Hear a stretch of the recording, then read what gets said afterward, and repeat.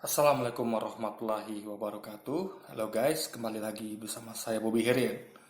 Kali ini saya ingin mengomentari Ali Mukhtar Ngabalin di acara Catatan Demokrasi TV One yang judulnya itu apa? Nabi ke-26 ya diburu polisi, ya kan? Nah, di situ ya yang mau saya komentari nih ya, ini mungkin nggak terlalu panjang ya. Saya berusaha fokus. Jadi gini, Ali Ngabalin kan Bang Nasrullah kan menyerangkan supaya Pak Jokowi presiden ikut campur dalam artian bukan campur dalam apa ya, menunjukkan apa kenegarawannya karena gini guys.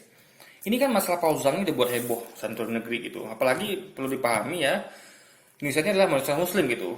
Jadi ada bayangkan ya, ada berapa juta sebanyak itu umat Islam di Indonesia itu yang marah gitu oleh pernyataan pausang gitu. Jadi ini sudah menjadi kesan nasional gitu, ya kan? Nah, sedangkan yang minoritas saja apabila menimpa agama minoritas ya itu udah udah meresahkan, apalagi ini menimpa agama mayoritas gitu. Udah berapa juta umat Islam yang sakiti gitu. Jadi ketika ini kan masalah besar gitu, ya, kasus besar keresahan nasional. Anda lihat bagaimana viralnya itu dan hebohnya medsos dan segala macamnya gitu kan di media-media juga ya kan di nasional kita gitu, di negara kita gitu. Nah, masa sih Ali Ngabalin nyamakan dengan kucing mati jalan gitu. Ini di sini logika berpikirnya bagi saya nggak masuk akal guys, ya kan?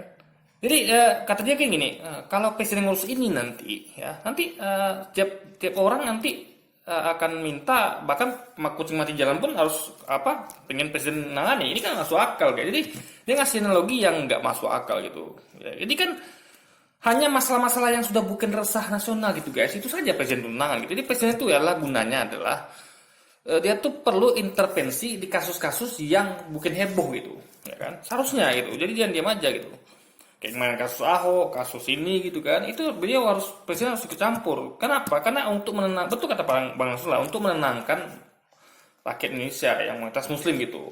Nah, perlu presiden gitu. Dan presiden kan tidak ikut campur dalam pendidikan gitu.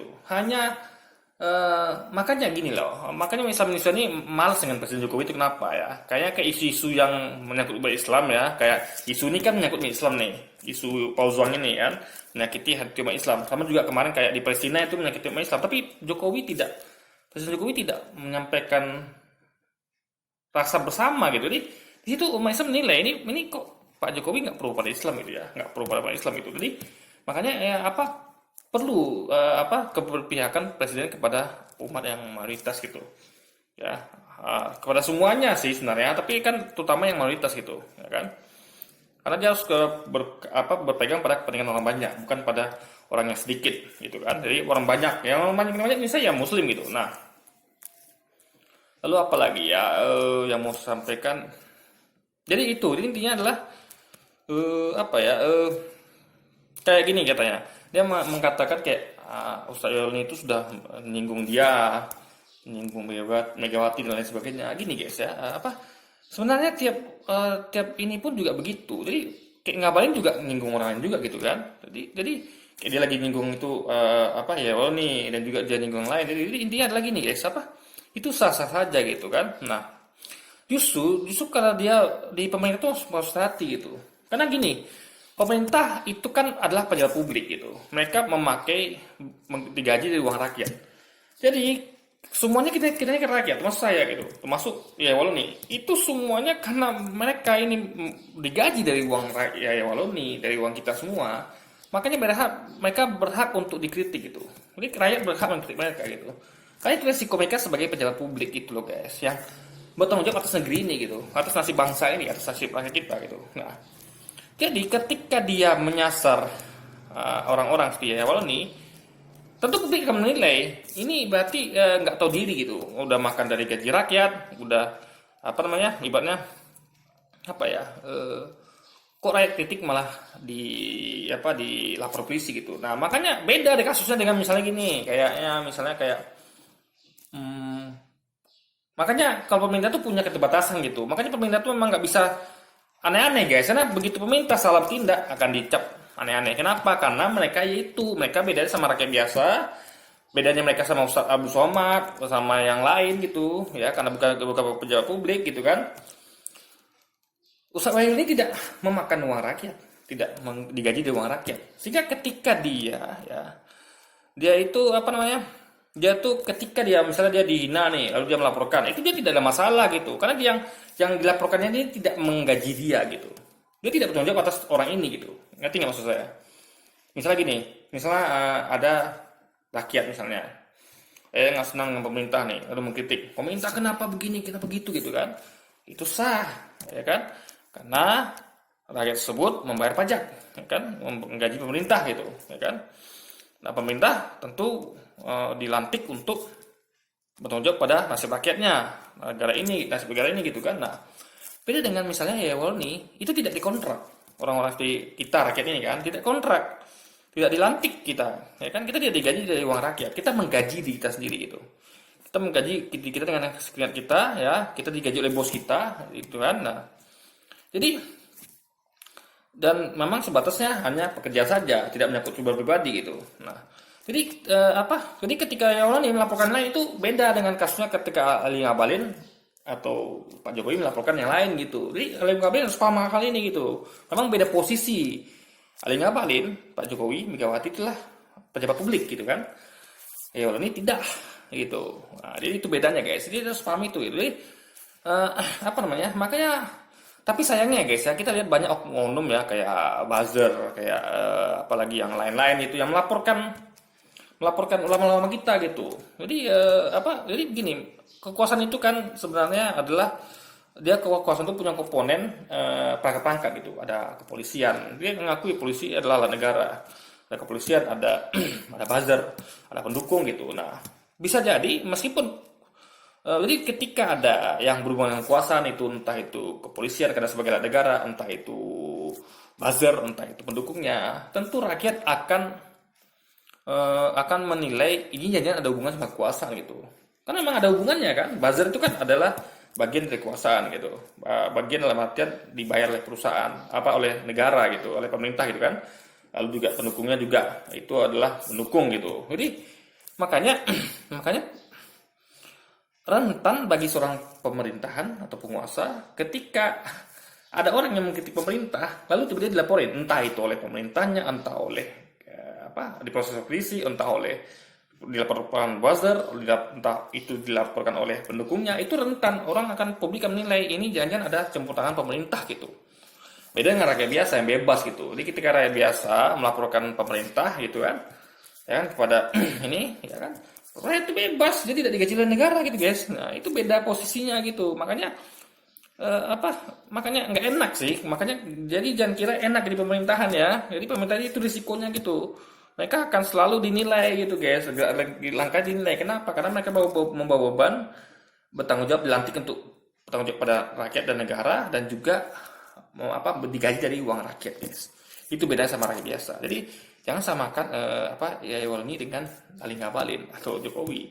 Ketika Pak Jokowi presiden dan Ali Ngabalin atau yang lain itu pejabat publik itu dilaporkan dikritik, ya kan?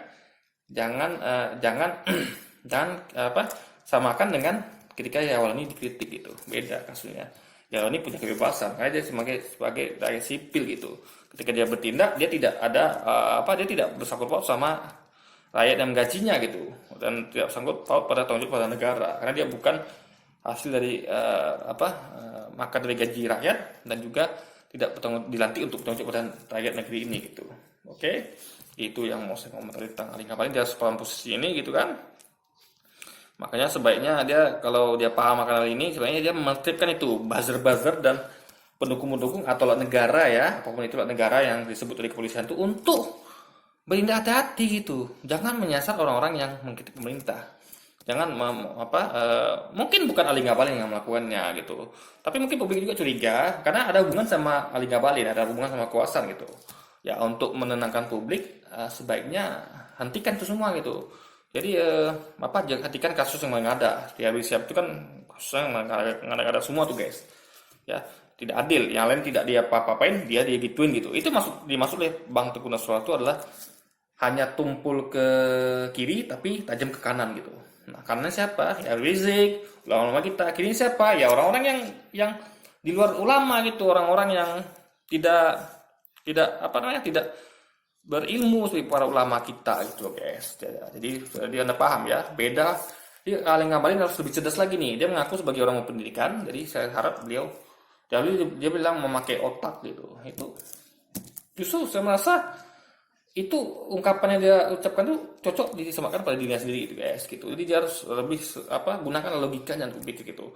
Dia posisinya beda dengan kita gitu. Dia adalah seorang ahli presiden ya, yang dan pemerintah itu ya wajib intervensi gitu, hal-hal yang meresahkan publik gitu untuk menenangkan publik. Jangan diam saja guys itu loh.